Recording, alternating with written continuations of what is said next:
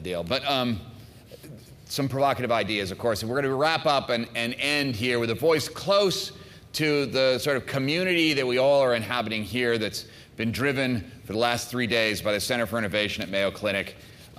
Please welcome Maggie Breslin, Senior Designer and Researcher at the Center for Innovation. She's been here since 2005. You know her well. Please welcome Maggie Breslin.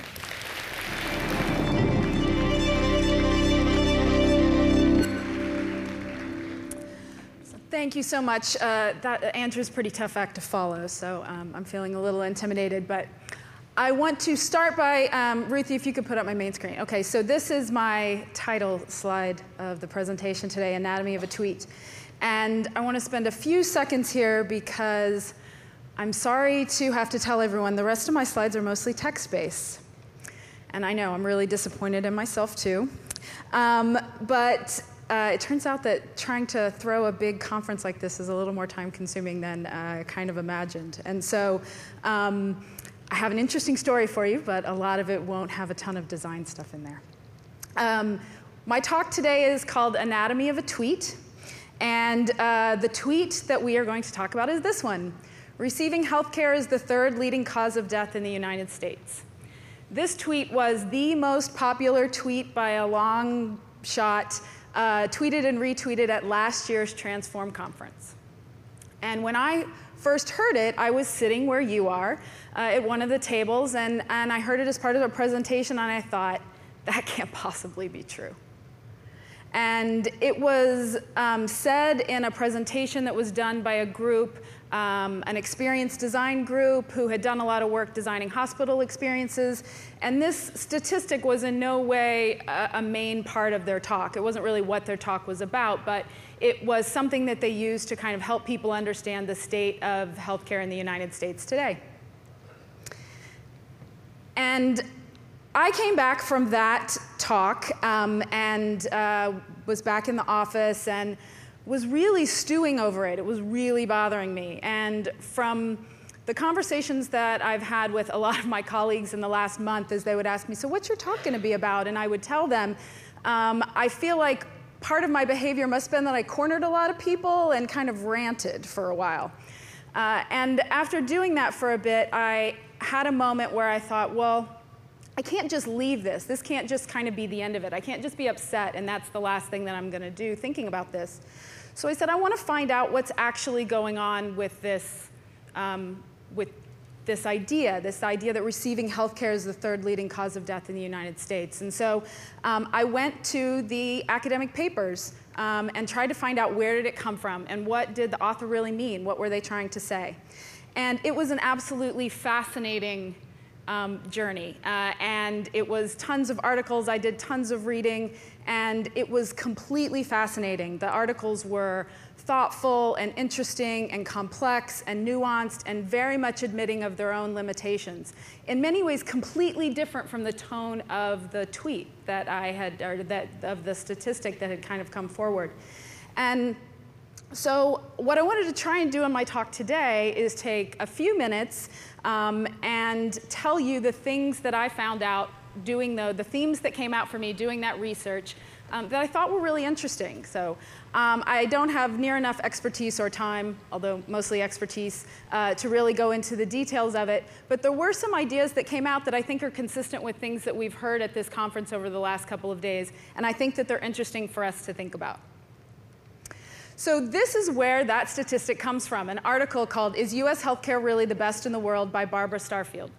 And the point of the article was that Barbara was attempting to identify how even though we think that our healthcare is actually the best in the world in the United States, in reality we fall far below most other countries in a number of different measures of health.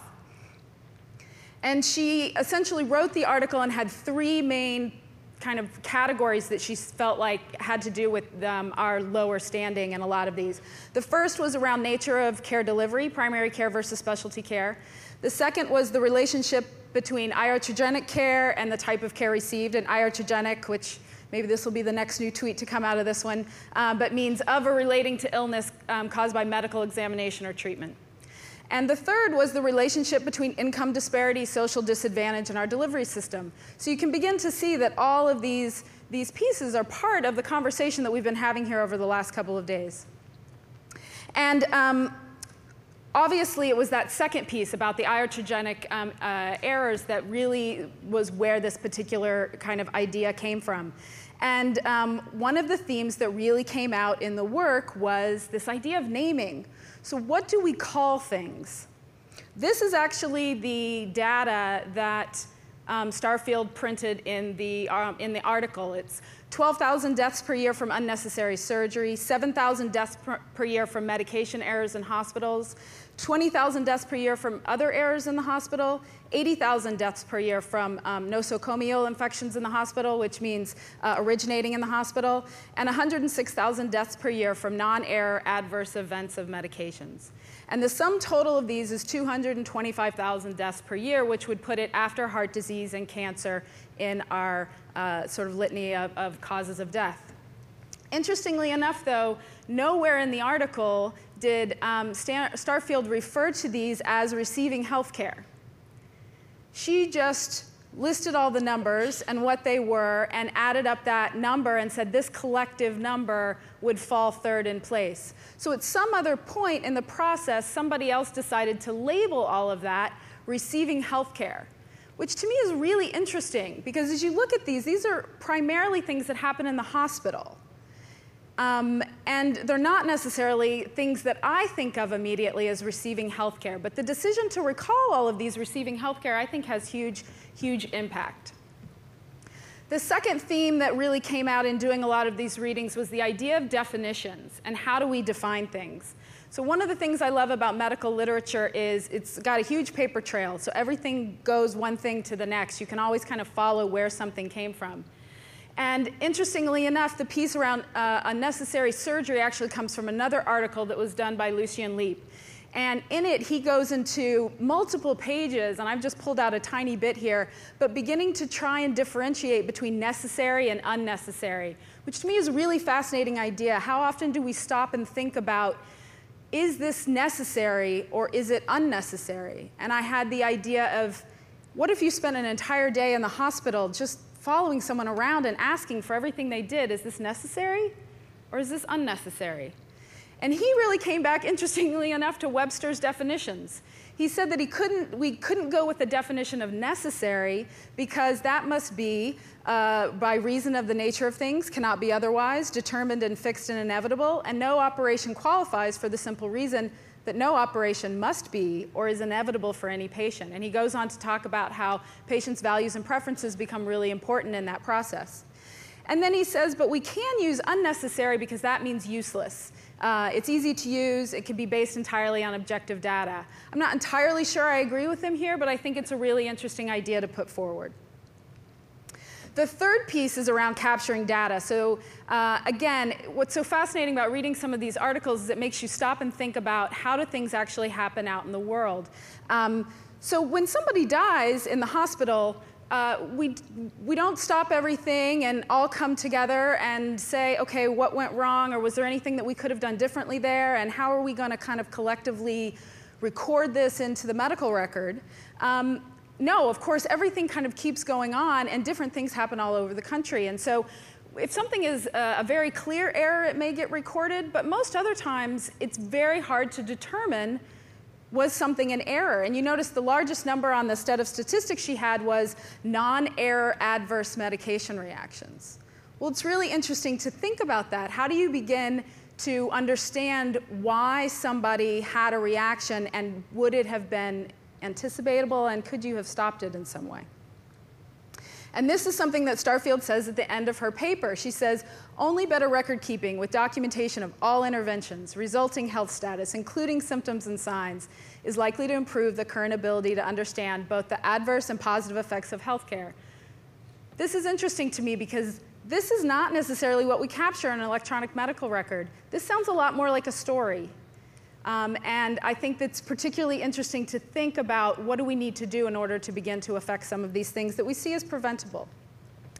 And the fourth piece is deducing unnecessary, something that's unnecessary kind of retroactively. So going back to the article from Lucien Leap, he talks about since we don't record all these things, it's not like we can go to some massive database and say, tell me how many unnecessary surgeries there were this year.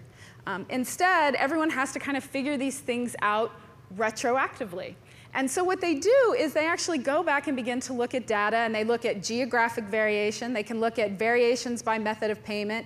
They can look at second surgical opinion programs, pre-certification programs, direct measurement, which is when they have a physician come in and look at a case that another surgeon decided to do surgery on, and they look at all the data and say whether they would or would not have done surgery in the same instance. And again, I think it's really fascinating to us. Sometimes we think on the back end that all of these things are happening in a really rigid way, but they're actually so soft, and there's so much complexity going on that we kind of never even hear about. So those were kind of some of the big things that came out of the article that were important to me, and that I felt had a lot of relevance in our work. But the other thing I just wanted to talk about really briefly is there's the flip side. So there's both sides. There's what was the tweet saying and what was the statistic saying. And then there's what was it about me that made me have a really strong reaction to it. And I think there's a couple of things. If it's possible to have a sub-passion, I think this is my sub-passion. I think saying something like receiving health care is the third leading cause of death in the US furthers the illusion of black and white knowledge and black and white choice in medicine. So I am really interested in the idea of how do we take the knowledge that's generated through medical research and really think about how we can expose that process, that messy, complex, dynamic process to patients, and allow them to really use that information in positive ways to decide what they want to do with their health care. It's not going to be easy because there's been a very big curtain between those two worlds for a long time, and the medical community has allowed patients to believe that what is on the other side of that curtain is pretty black or white. We know, do this or do this.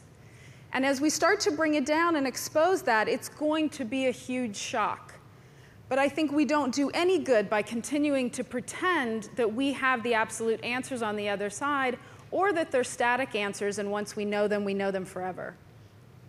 The other is that that tweet kind of really reinforces the idea of patients as passive participants in healthcare delivery. It's absolutely true from all the talks that we've heard over the last couple of days that we're not going to magically be able to create active patients all of a sudden. But it also seems like we shouldn't be doing anything to reinforce the idea that they should be passive. And saying things like redesigning, or sorry, I've so totally forgotten my tweet. Delivering healthcare in that way is the third leading cause of, receiving healthcare is the third leading cause of death, is a really negative way to kind of put things out there. It creates a huge divide. And that gets me to the third one. It suggests an adversarial relationship between clinicians and patients. And this is another one of my sort of mantras. I believe very much that all of the people in healthcare delivery are trying to do their best, that they are all good people caught in a bad system. And that is our jobs as innovators and designers and people who are working to change that system, to design it in ways that foster and support their ability to do good. So I'll stop by kind of just by bringing back to my main screen so that I can leave on something a little bit more designed. Because I actually was pretty proud of this. I don't know if anybody recognizes, but it's kind of modeled on the Anatomy of a Murder poster from Otto Preminger's movie. So I want to just say as I'm leaving that over the last couple of 3 days here, you've hopefully heard some stuff that really excited you, or maybe something like what I heard that really annoyed you. And I hope that this will not be the last time that you think about that thing. I hope that you take it and you use it as a catalyst for your work when you go back. You continue to do research, you continue to reach out to people, because each of those pieces, if it's lodging in your brain somewhere, probably means something. So, thank you. Thank you, Maggie. Well, so there you have it. We're going to get you folks out of here on time. There's a shuttle at 3:15. A couple of thoughts here before we go. The Meet the Speakers will take place. Green is E-Patient Dave, orange is Dawn Owen.